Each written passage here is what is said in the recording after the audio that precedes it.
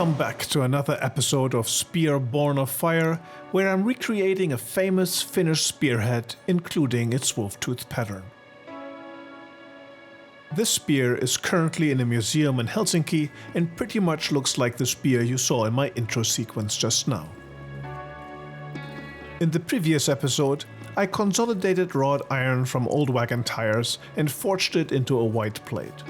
In this video, I'm going to take that plate and form it into a spear socket. If you did not watch the previous episode, there are two things you might want to do. Go back and watch the episode now, as well as subscribe to my channel.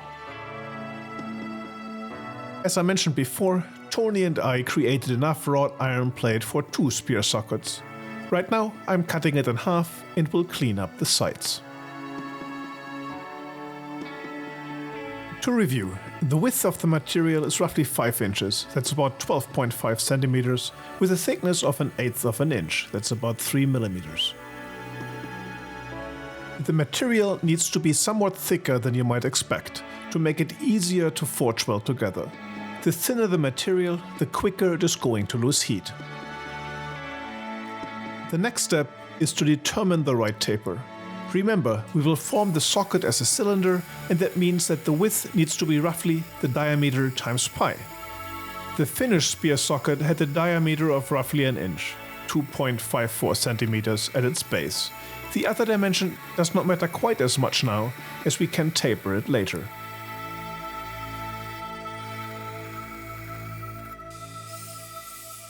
Before we form the socket, we need to clean up the material. All the fullering left a bunch of grooves that we did not completely remove while forging.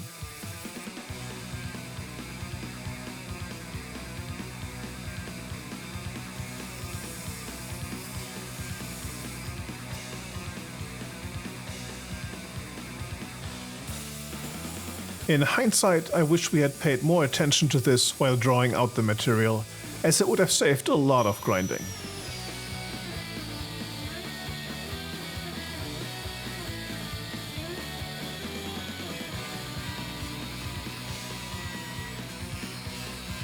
As you may know, good forge welding always requires a scarf. That is, a transition in thickness so that after forge welding all seams disappear. That's what we have to do here as well. I'm grinding in the scarf on opposite sides so that when rolling they will meet appropriately. You might think that sounds great, but what is he doing now? Another piece of steel being cut? How does that fit into the picture? Let me explain. To help with forming the socket, but more importantly, to help with the later forge welding, I need to make a mandrel that fits inside the socket. So what I'm doing here is to take a bit of round stock and taper it into the appropriate dimensions.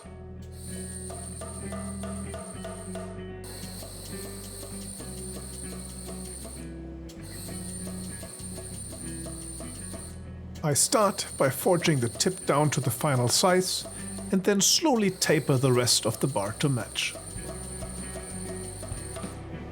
To help with that, I placed a spacer into the power hammer that restricts the travel of the die.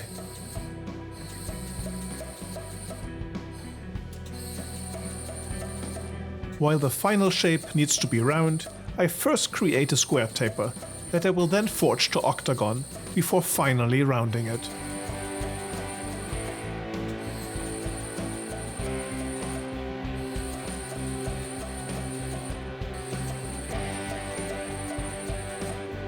The mandrel will have a limited lifetime, since it will be heated up close to forge welding temperatures, so I expect to perhaps get 5 to 6 sockets out of it before I need to make a new one.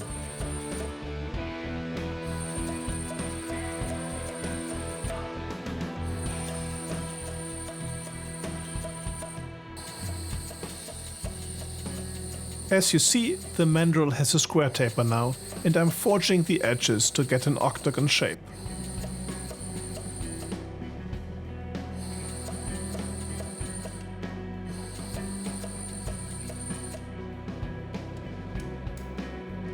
The next step is to chase all the visible lines to make the mandrel rounder and rounder.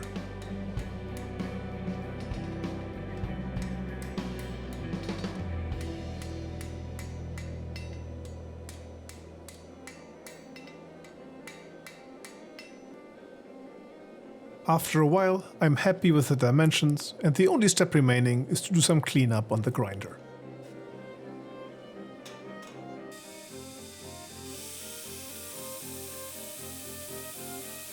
Thinking about forge welding, this cleanup is actually a little bit counterintuitive. We want a lot of scale on the final piece.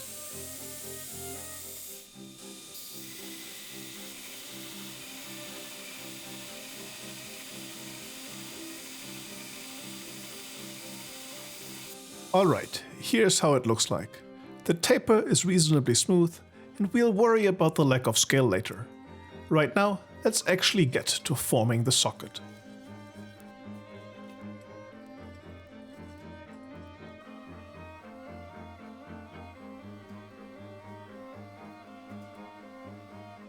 I will use a swage to assist with the operation. When forming a socket, the order of operation is quite important. So let's look at the mechanics a little bit.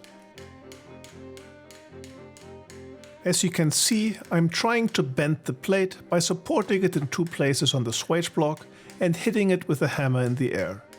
It is important to start bending from the outside to the inside, because the more the plate is being bent, the less space the hammer will have.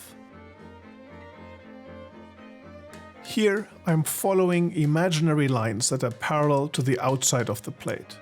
The amount of bending required depends on the overall width and the place I'm hitting.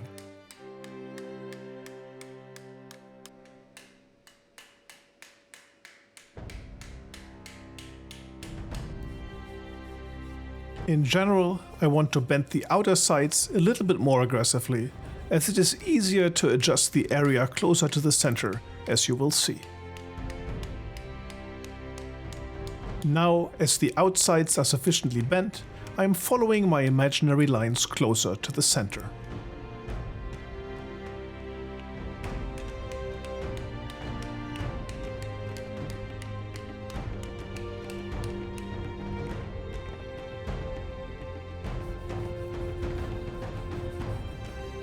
I am trying to keep the material clean by brushing off scale, to not run into any challenges when trying to forge weld later.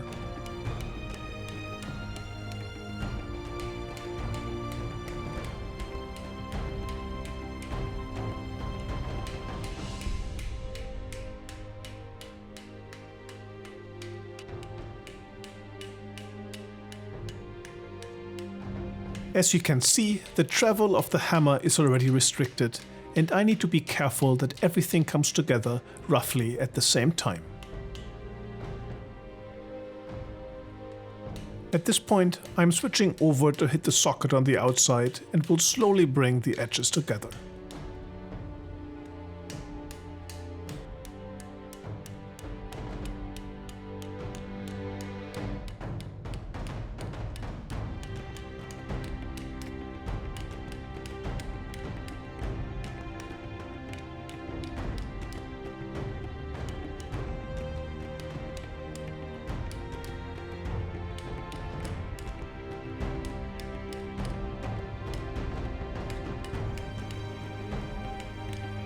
As you may notice, there is some struggle to keep everything straight.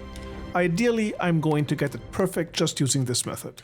However, if that should fail, I can always use the mandrel and bring things back to shape from the inside.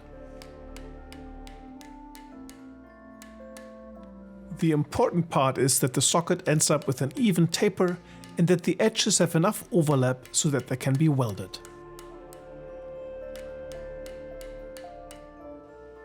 The mandrel fits too loosely and some more adjustment is needed. At this point, I'm working the socket on the swage block with the mandrel inside to help adjust both the taper as well as the overlap.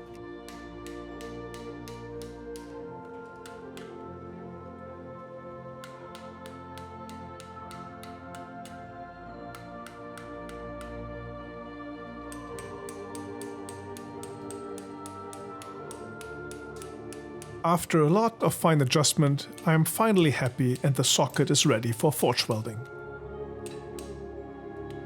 However, forge welding will have to wait for the next episode. In the meantime, I hope you enjoyed this and will come back for more. The most exciting parts are still ahead. Before you go, there's one more thing.